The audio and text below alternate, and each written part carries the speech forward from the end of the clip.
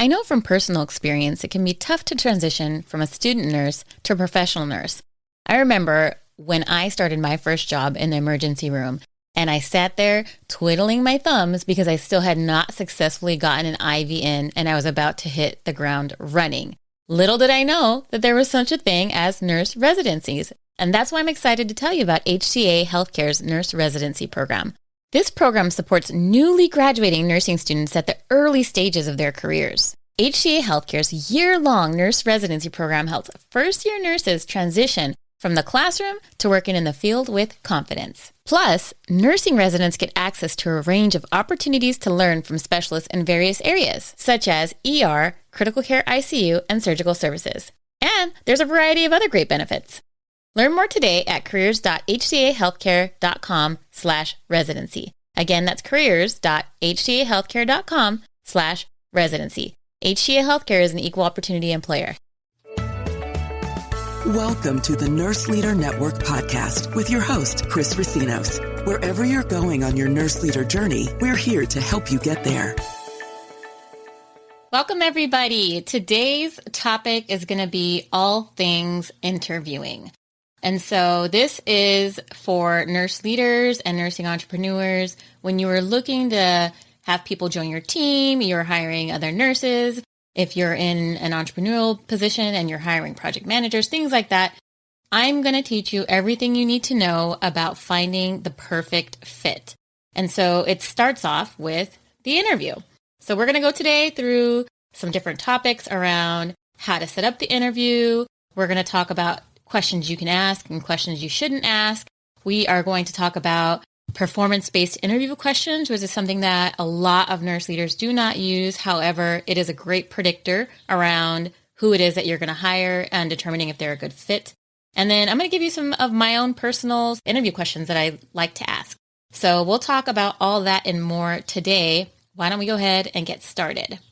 One of the biggest things that I see around interviewing, whether, again, you are a nurse manager and you are hiring somebody for the unit, if you are hiring somebody for another leadership position, if you're hiring even, like a podcast editor, you want to, number one, really be clear around defining what that person's role is. So a lot of times we'll be given, we have positions that need to be filled and we just fill them kind of nilly-willy because they're vacant, right? Somebody leaves and then we look and they're vacant. So the first step is really questioning if that is a position that is actually needed and if the job still applies. The way I do that is I take the job description and I compare it to the mission. So as a nurse executive, I looked at the job description and the mission of the organization I worked for. As a nurse entrepreneur, when I'm creating new positions, I look at the mission of Nurse Leader Network and look at how this person's role is going to fit into fulfilling that mission. And from there, I then look at job duties. What exact job duties do they need to help me fulfill my mission with Nurse Leader Network? As a nurse on the floor, what exact position do I need, or what exact skills and things do I need for them to fulfill the mission of that organization? So that's how I look at, number one, is the person doing the right work? And then number two, is it actually needed, or am I just filling a gap? Or do I need to repurpose that position for something else? So you're going to start off with those questions before you even have the interview. Let's say we've done that, we've aligned our job description, and we've gotten very clear with, for example, my podcast editor. I got very clear on exactly what I wanted to have edited, when the time frame was for turnaround, just very clear so that it was very clear for the person who was going to be doing the work. Now, we've gotten all that out of the way, and now we're going to talk about its interview time. So a couple faux pas with interviews are, number one, something that I see that's really common because as nurse leaders, we are busy, is that we take too long to interview once the posting is up. And so we tend to lose a lot of really great candidates by doing that. And so it's important to, as soon as you are done identifying that role, really calendaring it into your schedule well in advance. So let's say, for example, we have a nurse that is leaving and we want to fulfill that position. We should look at our schedule and build in some interview time and some, phone interview or in-person interview time into your calendar already so that you don't postpone it and it ends up being 2-3 months from the time that the posting goes up. You want to make sure you don't do that because we lose a lot of great candidates that way. Once we actually have the interview, we want to make sure that they're pre-screened. So If you're in a large organization, HR tends to pre-screen, right? They look to make sure that they have the qualifications, the licensures, those kind of things. If you're running your own business, maybe you're the one that's doing the pre-screening. So you would look at, your list of resumes and go through who has background and experiences that you really need for whatever it is that is on your team. Once you have identified who you want to move forward with in the interview, you are going to prep for the interview. And the way you're going to prep is you're going to keep your job description there right next to you. You want to have a list of any competencies that you need, right? So if I'm looking at having a project manager, do I want them to be proficient in certain project management skills? If it's a nurse on a certain unit, do I want them to be proficient? How much am I willing to train? You want to make sure you have any other materials, right? So your interview questions. You want to make sure you have their resumes handy. So don't expect them to bring it. It's great when they do, but always have resumes there. And then any assessment that you had from the recruitment phase. So if you have a recruiter at the hospital, if they've done any type of assessment or background questions, you want to look at that. It's important for you to know what you can ask and what you cannot ask. And so some of the things that you want to make sure that you don't ask are going to be things around gender. You don't want to say things like who's going to watch your kids when you're at work. You don't want to ask things about race, religion, age. All of those kind of things are not going to be important to the hiring process and can get you into a lot of legal trouble. So you want to make sure you're not asking anything about like marriage status, those kind of things. Everything that you need to ask needs to really be pertinent to that job. And so you're going to ask questions specific to the job performance, experience, their different career interests, previous employments. You can ask about gaps in history, but again, you want to really be careful and mindful about not asking questions that are inappropriate. One of the best ways to understand how this individual is going to perform with the task that you will be giving that to them is by using something called behavioral interviewing. So it's performance behavioral interviewing or performance-based interviewing questions. And these questions have 4 pieces to them. So the first piece is the situation. You are going to describe a situation in which that individual likely has been in the past, and you're going to ask them to recall something similar in that situation. So you'd start off with something like, tell us about a time when you, tell me about that situation. So tell me about a time when you. The next piece of that question is going to be the action. You're going to ask the candidate what he or she did in that situation. So what did you do? So tell me about a time that you had a physician that was not on board with the treatment that you were recommending. What did you do? Next, you're going to ask about the outcome. And so you'll ask the candidate, what was the outcome of that? So what was the result? And then lastly, you're going to ask about learning. What did he or she learn from that situation? So what did you learn from this? What could you do differently next time? Now that looks a lot different from asking, if you had a physician not agree with your treatment plan and they became upset, what would you do? Well, when we say, what would you do? Nobody is going to say, I would, argue with them and walk away and then nothing would get solved, right? But the reality is sometimes that is what happens. And so we want to ask about things that they've done in the past because we know past behavior is typically indicative of future behavior. So we're going to ask, tell me about a time and how did you handle it? And so you'd ask that level of question. So again, you're going to ask the situation, the action that they took, what did they do? The outcome, was it good, bad, or otherwise? And then what did they learn from that? Some good interview questions might be things that are direct related to their job. So you're going to ask about, tell me about a time that you used ABCD thing. Could be related to a duty, an outcome, those kind of things.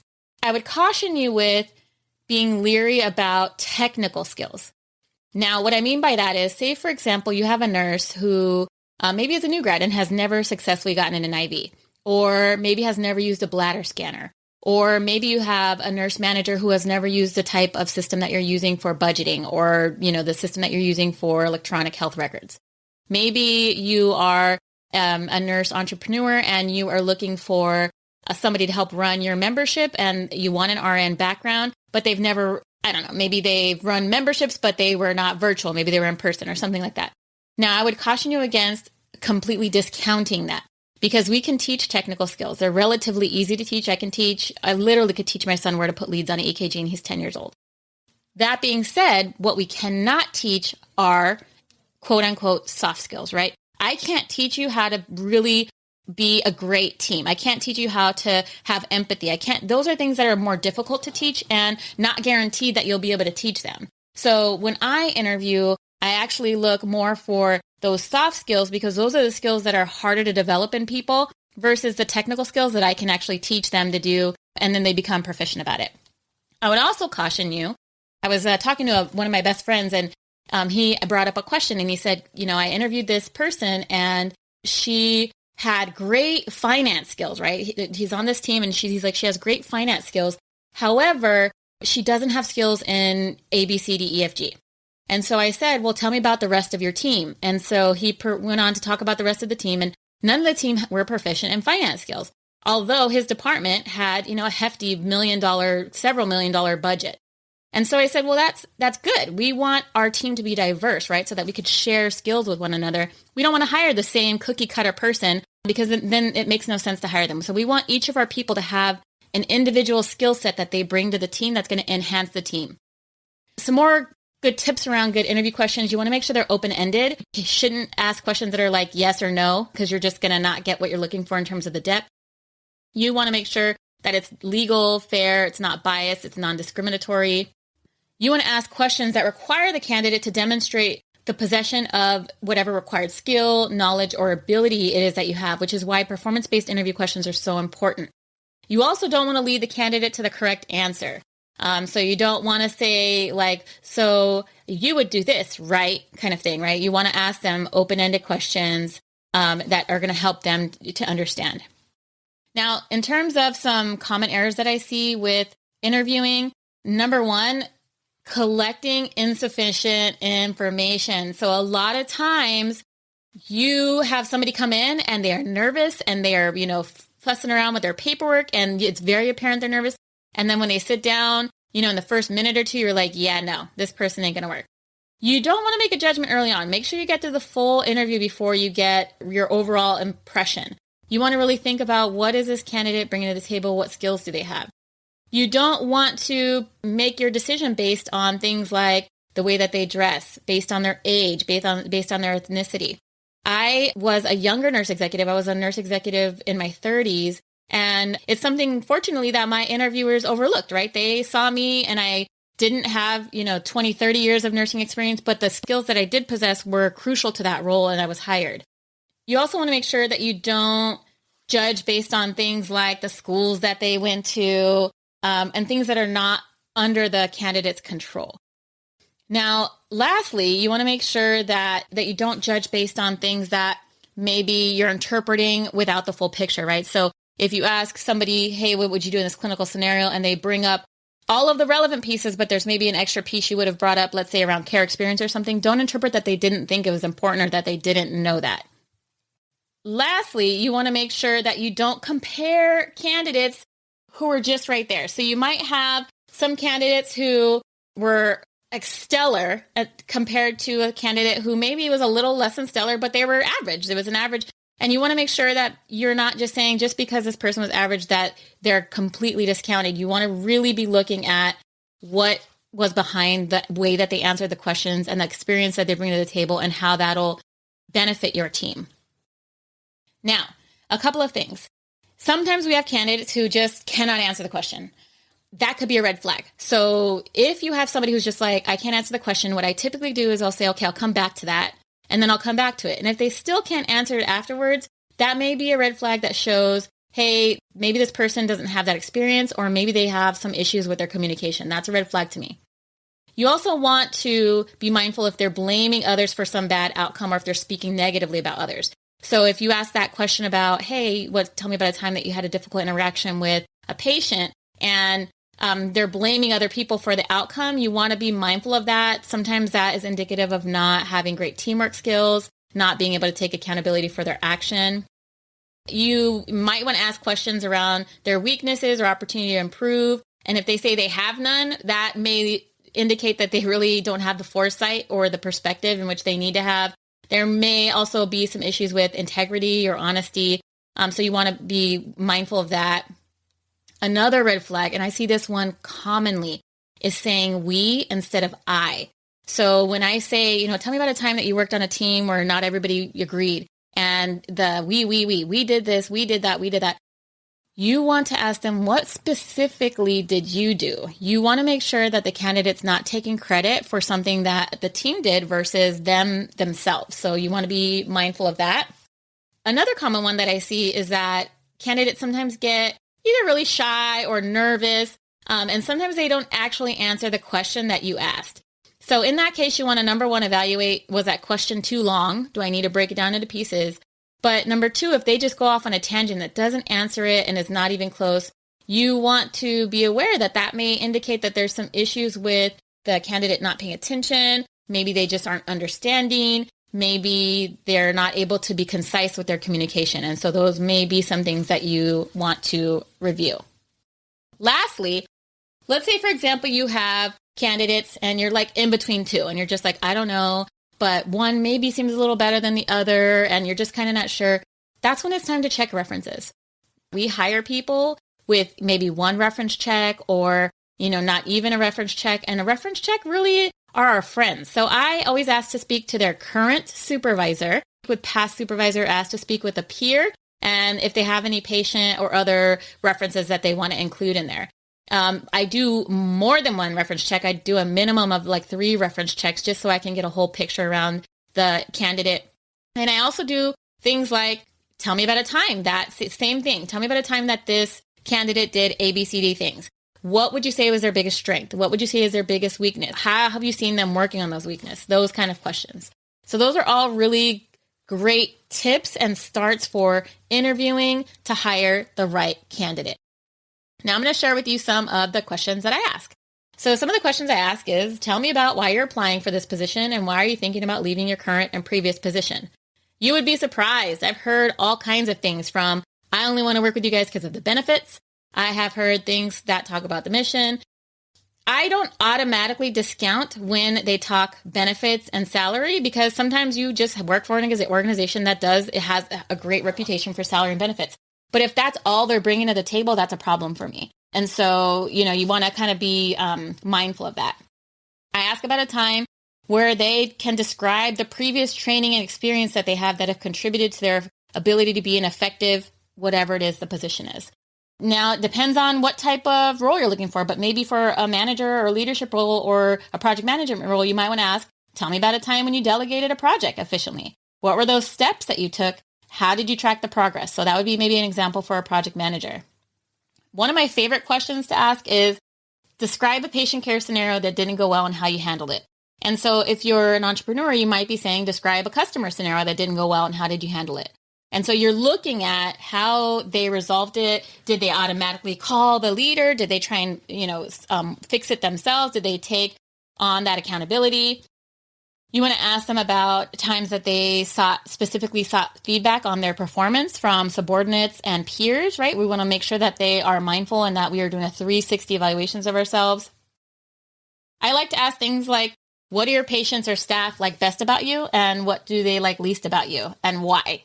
And you'll be surprised the types of responses you get, but it'll be very indicative of, is this person going to be able to work well under pressure? Is this person a team player? Are they going above and beyond to really do what's best for the patients and the staff? There's a lot of other questions that I have, so I'm going to share some more. So some questions that you might want to ask around customer service, like I mentioned, was tell me about a time that you had to deal with an angry patient customer. What was the outcome? What was your role in diffusing that situation? When you're looking at flexibility or adaptability, let's say that's a requirement for the job, you're going to ask about tell me about the last time you had to learn a new procedure or policy to do your job. What was the hardest aspect of it? What'd you like best? And how is the procedure or policy working now? When you're looking at interpersonal skills, you want to ask, describe a situation where you felt you had not communicated well. How did you correct the situation? And again, what was the outcome? What did you learn from it?